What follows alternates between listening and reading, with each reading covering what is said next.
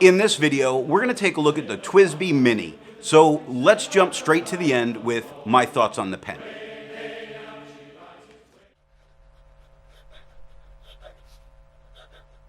I can say when it comes to TWSBI pens, this is my favorite. I really do enjoy this particular one more than any other. While I don't think it's necessarily the pen that most people would want to start with, I think this is one of the best in their line. I enjoy using it, and I do like that it is a screw-to-post pen, giving it a good secure posting during the writing and making it into a good full-sized pen with a decent ink capacity.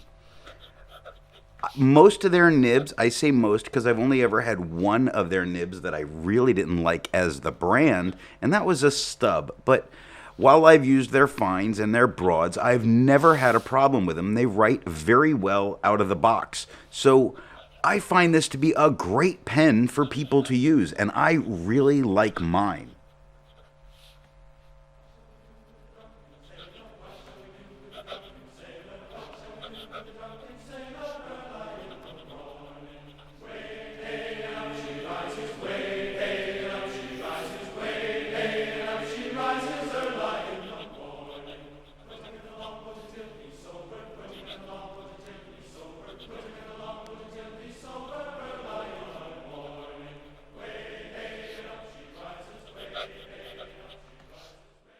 Now that we know how I feel about the TWSBI Mini, let's see how I got to that opinion, starting with the unboxing.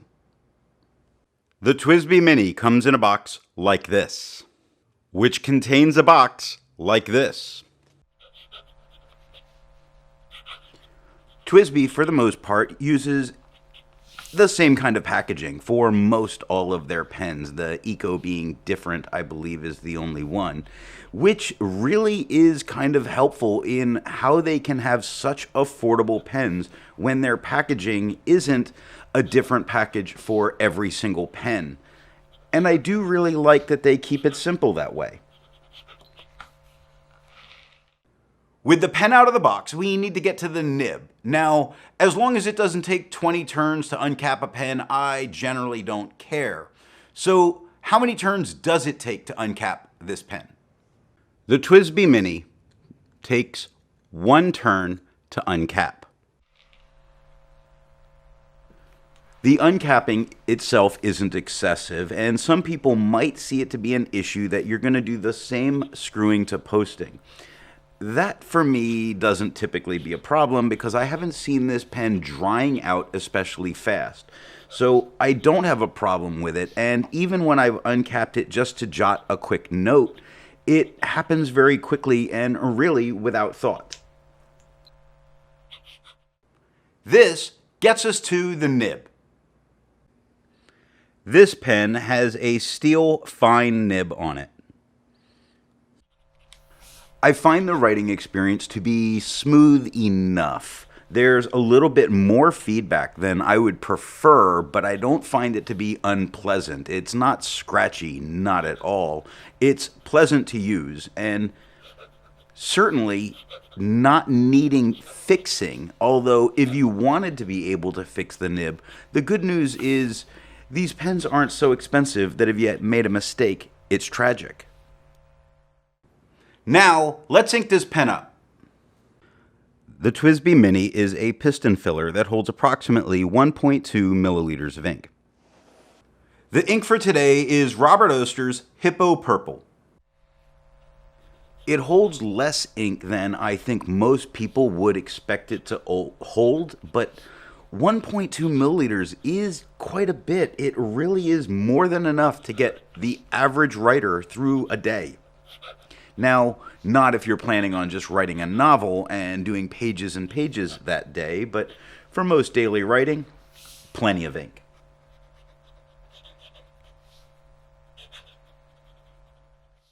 As a habit, I don't normally post my pens, but some pens need to be posted to be used comfortably, and some people prefer to post their pens.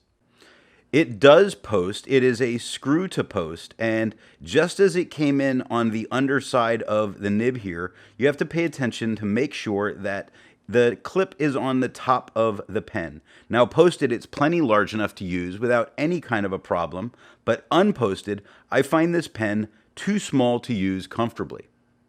If you enjoy videos like this, then be sure to hit the subscribe button. Now, the important part, the writing sample.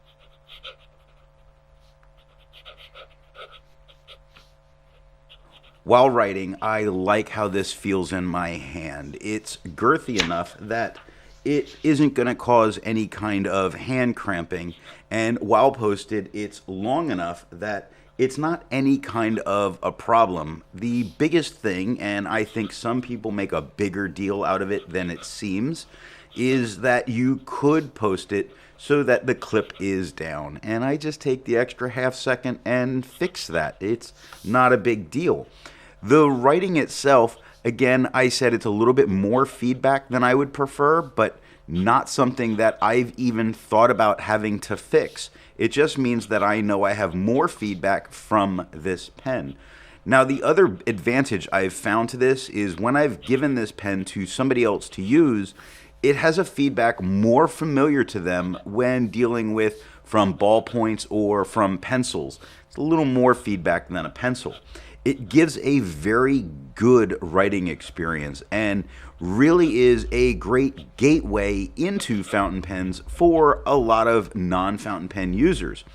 This is the type of pen that I typically have in my pocket for when students want to try a fountain pen. I let them try it. It's not like we should treat these as anything, special. It's not your firstborn child. It's a pen. And having a pen that's affordable that you can hand to someone and is going to give a pleasant writing experience is always a useful thing.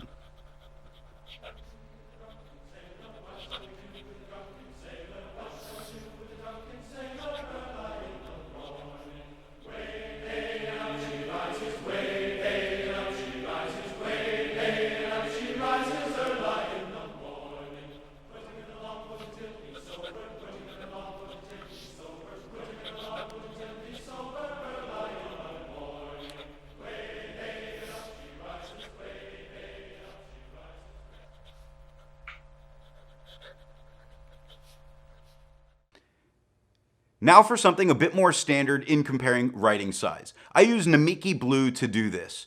Now here it is with a Jowo Extra Fine on the left, medium in the middle, and a 1.1 stub on the right. As I said, I've had a couple of their nibs, and I only ever had one that had a problem for me. So when we compare it to the other nibs, where some other writers I've had to do some repair to or fixing for my tastes, this one, it holds what you would expect as its line width with a good writing experience. So how does this nib compare to other nibs I've used? Looking at the writing of a TWSBI Mini with a fine nib, here it is next to a Kaweco Transparent 475 with a Vintage Flex fine nib, a Hero 7035 with a fine nib, a Waterman Graduate with a fine nib, a Kaweco Brass Sport with a fine nib, and an Airmail Regal.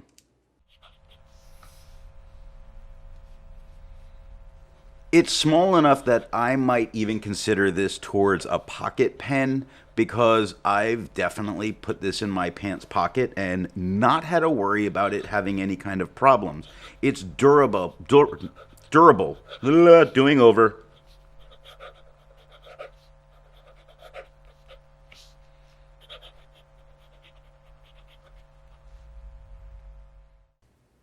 So it isn't a review without some size comparisons. Here it is capped. Here it is uncapped, and here it is posted. While it's not so small that most people might call it a pocket pen, I kind of do consider it a pocket pen. I've put this in my pants pocket plenty of time, clipped it right onto the edge there, and not had anything to worry about. It's durable enough that I didn't worry about cracking the pen, and it's small enough that I don't feel like I'm carrying a ton around with me when I'm carrying this pen. Let's clean this pen now that it's dirty.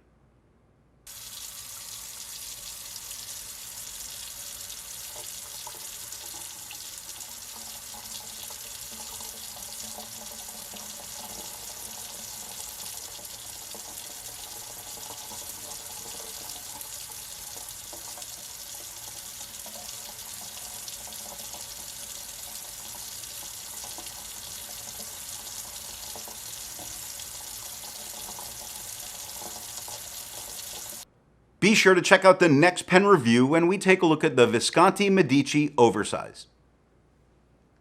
If you want to be able to support not just my channel, but any reviewer, then when you make a purchase, be sure to tell that retailer where you heard about it. Thanks for watching.